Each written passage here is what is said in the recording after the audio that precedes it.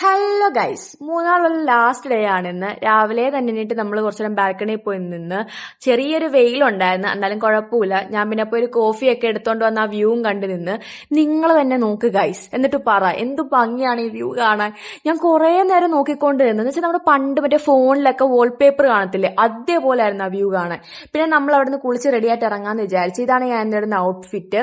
കമ്മല് കുറച്ച് വലുതാണ്, എന്നാലും കൊള്ളായിരുന്നു. പിന്നെ നമ്മൾ താഴെ പോയി ഫുഡൊക്കെ കഴിക്കാന്ന് വിചാരിച്ച്.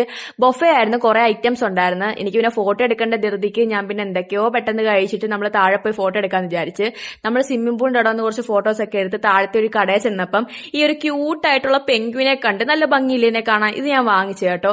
പിന്നെ നമ്മൾ സൂയിലോട്ടാണ് പോയത്. കയറി ചെന്നപ്പോ തന്നെ ഈ മീനെയാണ് കണ്ടത്. ഇത് നമുക്ക് ഫീഡ് ചെയ്യിപ്പിക്കാം.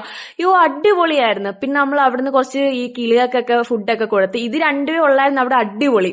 ബാക്കി എല്ലാവരും പോസ്റ്റ് ആയിരുന്നു, പക്ഷെ ആ മീൻ ഫുഡ് കൊടുത്ത് അടിപൊളിയായിരുന്നു. ഞാൻ കുറച്ച് നോക്കിയപ്പോ അമ്മ ഈ ഇഗ്വാനയൊക്കെ മറ്റേ പിള്ളേരെ ഉറക്കുന്ന പോലെ ഉറക്കിക്കൊണ്ടിരിക്കുന്നു. കുറച്ച് നോക്കിയപ്പോ പാപ്പിനെ എടുത്ത് ഫോട്ടോ എടുക്കുന്നത്.